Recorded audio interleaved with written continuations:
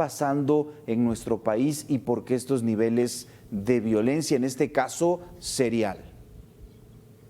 Mira, creo que justo haces muy bien y te lo agradezco el que menciones que es un tema serial, porque a veces creemos que el feminicida, a veces creemos que el agresor de mujer son este tipo de personas. No es la primera vez que tenemos en México un caso como estos. Recordamos muy bien el monstruo de Toluca, los monstruos de Catepec, el monstruo de Atizapán. Digo, hay varios perfiles que son asesinos seriales con un enfoque en materia de género. Este no es el feminicida común en este país. Y esto hay que decirlo y repetirlo todo el tiempo porque la cárcel está lleno de hombres que son padres, que son hermanos, que son tíos, que son novios celosos, que matan a sus parejas. Y ese es el feminicida común. Aquí creo que lo que más tenemos que poner el dedo sobre el renglón es en la impunidad. ¿Cuál es el común denominador que han tenido todos estos asesinos seriales en nuestro país? Que es la impunidad. ¿Cómo es posible que el primer caso de este sujeto data en 2012, de lo que se sabe en este momento? Tantas personas desaparecidas y creo que la familia de María Jesús lo expresó muy bien, diciendo esto no puede ser y no sería si le diéramos mucha más importancia a la desaparición en este país, porque entonces no existiría la impunidad. Y yo creo, ante tu pregunta, que la impunidad es uno de los grandes factores que tiene que ver con el que una persona piense porque se puede y no Claro. pasa nada. Saskia, hacías muy bien esta diferenciación entre el perfil general o que tiene una mayor prevalencia y este tipo de casos, vamos a ponerlo así, especiales, donde hay una serie de crímenes.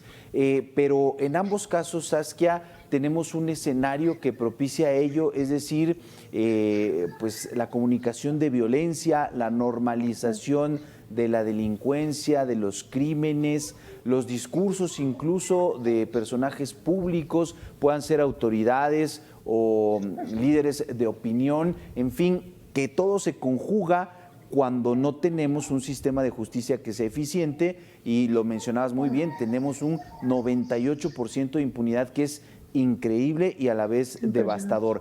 Hay todo ese escenario, ese conjunto para estar pues creando estos perfiles de personas pues antisociales y en su caso ya criminales seriales.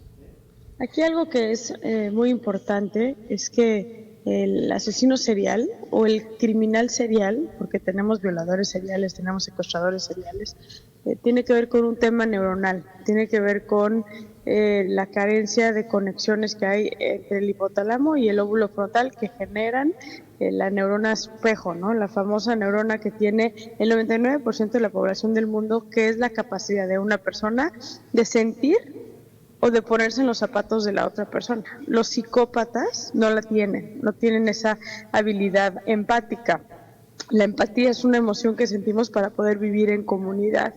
Ahora, lo que sí es una realidad es cómo se comporta, cómo se proyecta esa psicopatología en una persona, y eso sí tiene que ver con el tejido social puntualmente, qué pasó en la vida, qué vio, qué vivió esa persona que lo llevó a canalizar esa ausencia de empatía en ejercer la violencia necesaria en una mujer en este caso, ¿no? En el caso del monstruo de Toluca, por ejemplo, que se le mal categorizó como un feminicida, él es un asesino serial, un odio a la humanidad. Por ejemplo, en el caso de Patricia y de Juan Carlos, los famosos monstruos de Catepec, un odio a las mujeres, y habría que entender la propia historia de ellos, que los llevó a usar esa capacidad de cero empatía, ¿no?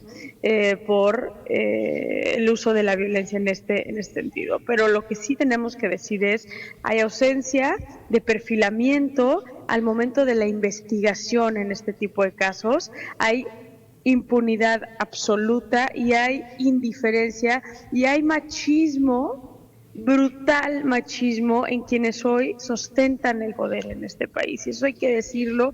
Yo veía el caso de María José y cómo agarraron a este asesino serial y pensaba también en el presidente de la República con la mano en la cintura disminuyendo la cifra de las personas desaparecidas en este país, diciendo que realmente no están desaparecidas, y luego salieron muchas familias a decir, no, sí, mi hija sigue desaparecida y ya no está en la lista de desapariciones.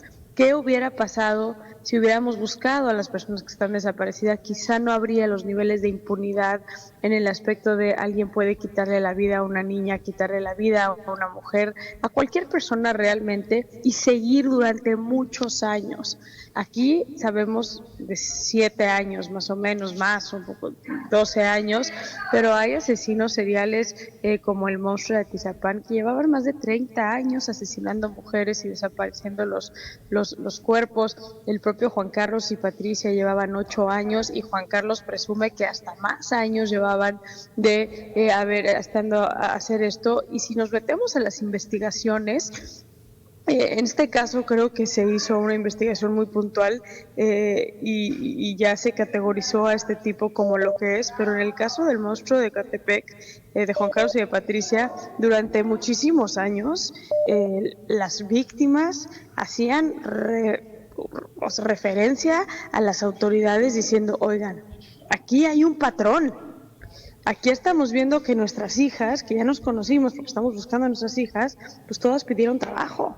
Todas llamaron a un número que colgaba y nunca regresaron de donde fueron a una entrevista de trabajo, y la respuesta de la fiscalía siempre fue no hay ningún tipo de prueba que determine que los casos están relacionados, cuando claramente eran 2 asesinos seriales que estaban haciendo esto, ¿no? Entonces, hay una falta de capacitación también de nuestras autoridades en poder ligar los casos de desaparición a tiempo con una investigación profesional para poder dar con estos sujetos que están, como lo hemos dicho, con la mayor impunidad ejerciendo este tipo de violencia, ¿no? Y eso creo que es también como muy importante en estos casos, ¿sabes? Que podamos ver la totalidad de lo que está pasando y no nomás ver a ese sujeto como quien mató a María José y ya, sino por qué, cómo con tanta impunidad y qué sigue para México para que realmente protejamos a nuestras niñas, ¿no? Hablabas, Saskia, incluso del presidente y el tema de los desaparecidos y la reducción de cifras. Incluso en el debate, Claudia Sheinbaum, la candidata de Morena, dijo, en Ciudad de México, delito o feminicidio que se comete no queda impune, se sanciona. Y eso también, pues no es correcto, es algo que no está ocurriendo. ¿Qué esperar entonces si pareciera que estamos en un círculo interminable donde no hay esa voluntad de fortalecer las fiscalías, de dar el personal suficiente y de cada año, cada 2 años, cada cierto periodo encontrarnos con casos pues tan trágicos como casos seriales, violencia familiar y bueno, ni qué decir de la violencia general relacionada con el crimen organizado? ¿Estamos indefensos, Saskia? ¿Hay algo que hacer desde la casa? Mira, no me gustaría cerrar con una nota negativa, pero sí decir, veo poca esperanza, veo que cada vez aumentan los índices de violencia, y un tema que no se toca puntualmente, y ahorita que estamos en época electoral, ¿qué pasa con el Estado de Derecho, ¿no? ¿Quién va a ser la primera candidata a la presidencia o gobernador o gobernadora quien diga tenemos una ausencia de Estado de Derecho? Y ahí es donde tienen que estar las propuestas, los recursos, porque el fortalecimiento integral del Estado de Derecho es lo que nos va a permitir que haya una real atención y prevención en este sentido. Y ahora que menciono prevención es reiterar, la prevención tiene que ver también con esto, cómo estamos educando a nuestras infancias, cómo y qué impacto tiene la cultura machista, la cultura de la normalización de la violencia en nuestros niños, en nuestras niñas, y cómo estamos viendo las consecuencias en los niveles de violencia sexual, en los niveles de violencia intrafamiliar, incluso los propios feminicidios, que hay que decirlo, el feminicidio es el último acto de la violencia de género. No olvidemos que Claro. cuando hablamos de feminicidio no solamente haber llegado demasiado tarde, pero es que ignoramos todas las señales previas de los actos de violencia en materia de género en este Claro. país.